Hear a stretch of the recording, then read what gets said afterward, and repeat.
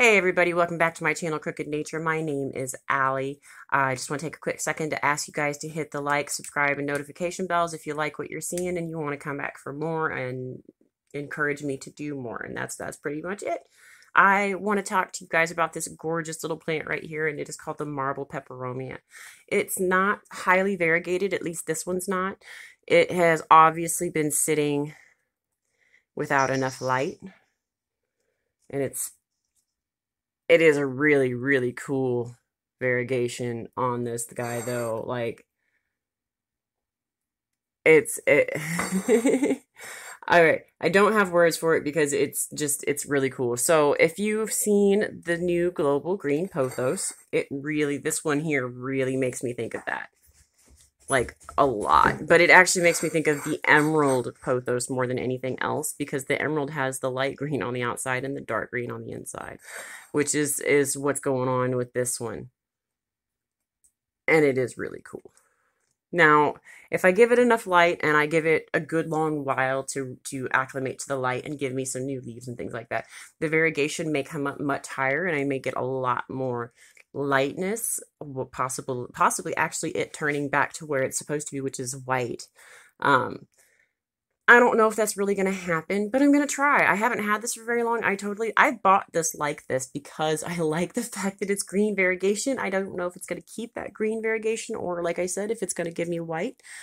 I haven't seen this one. When I looked up marble peperomias, I could not find a single variation of it like this. I'm not discouraged though. Maybe I just have something kind of new, and they gave it a name that was already in existence because they're like, it's as close as we can get to that. Okay, because we don't have a real name for it yet. And that does happen. Gosh, it's so cool though.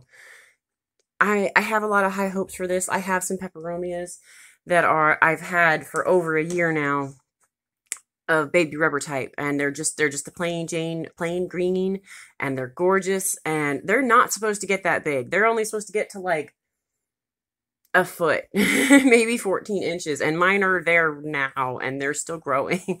So that's really cool, but it's misleading. It's like I got a Janet Craig compacta. It is not a compacta. It is not a compacta at all. It's like 1.5 feet, almost 2 feet tall now. But I do actually have one that is a compacta, and it's staying around 6 inches tall. So that's great. But you get mislabeled stuff all the time because they're like, this is what it looks like, or it's close enough to that we can be like, okay, we can stick a tag in that, and at least somebody will be happy and have a name, and they'll have a general idea of care. However, you can't really account for that because sometimes you get a completely different plant than what's on the tag, and that's a big deal. Sorry about the interruption, guys. I have some large dogs trying to raid my trash, and they are in trouble now. I'm sure you understand. Anyway, I got my interruption there. So we were talking about plants being mistagged, even if they're a similar, like, you know, they look similar, even if they're not the same exact actual type of plant.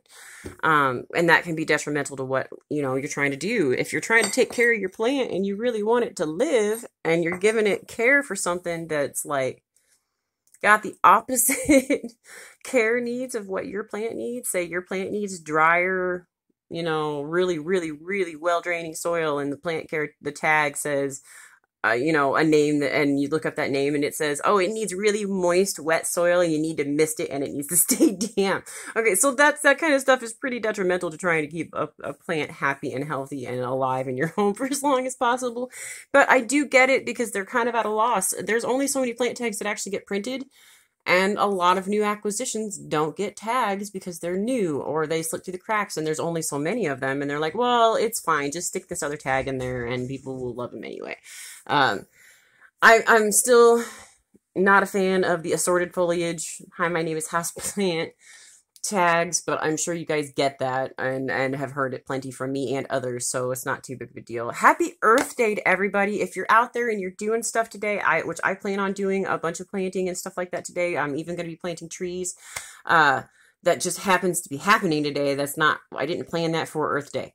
That's not what's happening. I just have trees to plant. I also have a bunch of trees I need to make cuttings from or take cuttings from and plant those as well, but they'll need to cows for a few days. Not the point. Sorry, I'm off track now. My dog's coming in and messing with my trash. Really messed me up a little bit. Now all I can think about is dogs with the trash can knocked over and this funny look on their face. So I'm kind of stuck there laughing about it. Anyway, I hope you guys have a phenomenal day. If you get to find one of these guys, this is absolutely an awesome plant. I don't know enough about it, period. I really wish I did have a little bit more information on it. I think it's gorgeous though. Absolutely gorgeous. And I do love the peperomia thick fleshy leaves. It's got such a cuticle, like it's just so firm and it's so awesome. And they like the textures on it, which the camera is not picking up the veining on this leaf very well at all.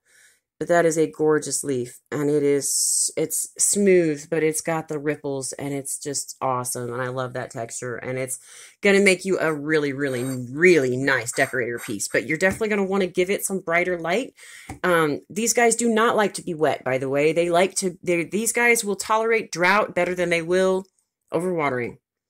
And they will survive drought better, okay? I barely water my giant ones that I just was talking about. Like, I do. I barely water them. I'm not sure how they're alive, but they are, and they're thriving, and that's peperomia for you, okay? Not all peperomia are finicky. Some peperomia are real tough as nails. All right, you guys have a great day. Thank you so much for watching and encouraging me.